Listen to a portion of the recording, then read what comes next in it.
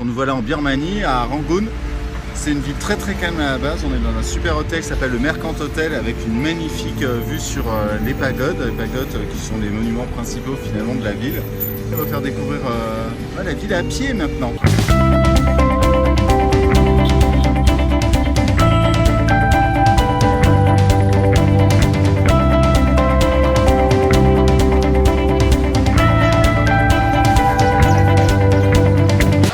La première exploration des rues de Yangon, on est dans les environs de la 26e rue et puis comme vous pouvez le voir autour de nous, c'est un lieu de marché, des marchés locaux où on trouve un petit peu de tout, des vêtements, de la nourriture, des produits d'artisanat. Donc c'est excellent pour prendre une première impression de la ville.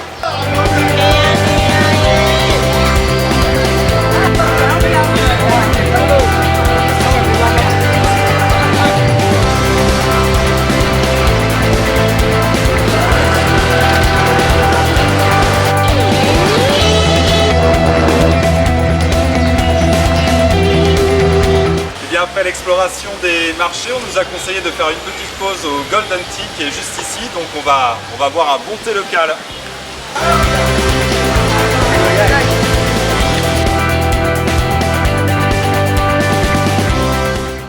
Après l'exploration des marchés du vieux centre de Rangoon, on a trouvé une bonne adresse, où on peut boire du thé local, du thé maison. On a pris un thé au citron qui est très bon, très fort mais très bon.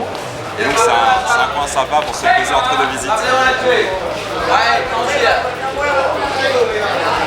Et bien sûr, on va continuer l'exploration de la ville juste après.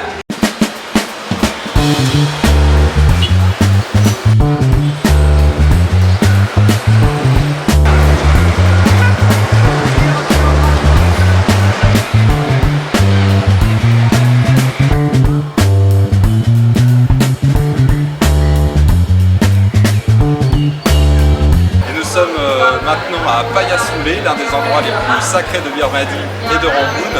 Un temple avec une stupa dorée en son centre, vieille de plus de 2200 ans, recouverte d'or. L'endroit est très agréable pour découvrir les différents temples qu'abrite le lieu. Et en tout cas, c'est un lieu très apprécié des Birmans, au centre de la cité commerciale.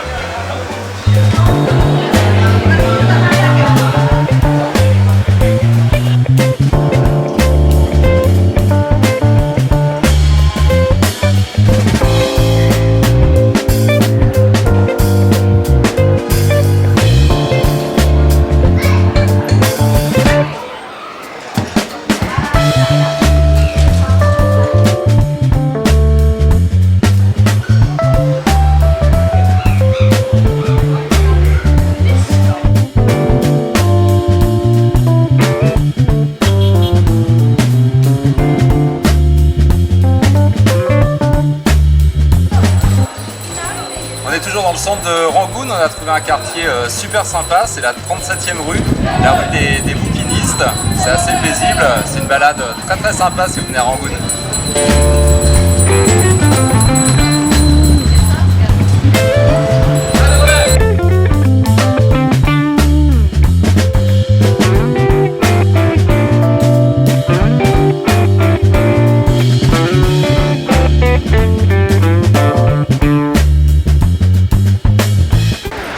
Après une matinée de visite du vieux centre historique, on reprend le taxi pour revenir à notre hôtel, Merchant Hotel. On va s'en reposer 2 petites heures avant de passer la fin de journée à la pagode Shigadon pour y admirer le coucher de soleil. Et qu'est-ce qu'on conseille comme application pour se repérer? Maps.me. Voilà, ça c'est l'application idéale, même hors connexion, pour se repérer dans les villes du monde entier. Mais on compte pas se perdre, hein. Ça, on va vite le savoir. C'est Maps.me, maps.me. Il suffit juste de la télécharger quand on est en taxi, transport en commun, qu'on se balade en rando, en bateau, tout, on voit où on est et en plus connexion hors ligne, donc ça c'est top. Il suffit juste de télécharger avant de partir ou dès qu'on a un spot wifi la carte pour avoir tous les détails et ça c'est valable partout dans le monde et après on a tout, c'est génial, les restos, les bonnes adresses, tout, donc on te conseille. Maps.me. Et t'as même l'itinéraire parce que là il y a l'hôtel, hop je clique sur itinéraire, ok, et on indique. Merci Maps.me.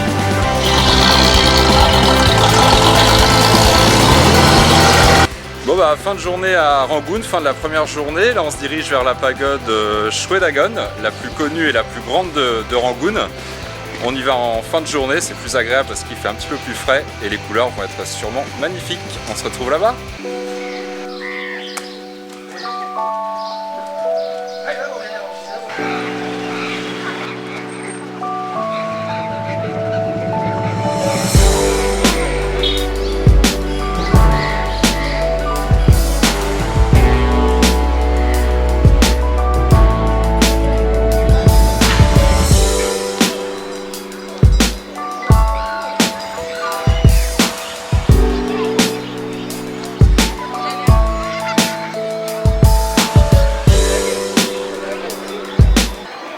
Alors on finit notre première journée de voyage en Birmanie à la pagode Shwe Dagon.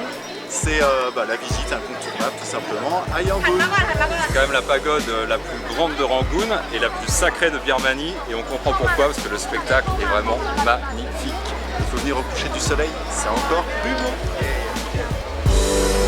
Regardez le spectacle, c'est franchement...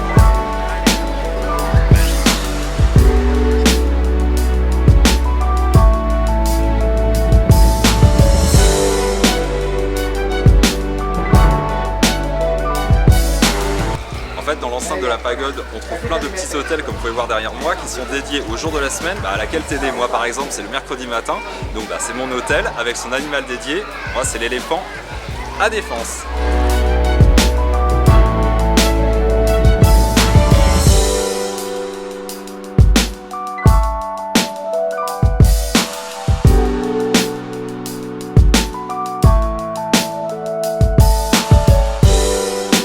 C'est la fin de cette première journée en Birmanie. Rendez-vous demain pour de nouvelles aventures. Et mets un pouce bleu si tu as aimé cette vidéo. Et restons proches, rendez-vous sur les réseaux sociaux @OneDayOneTravel. Abonne-toi et à demain. Ciao!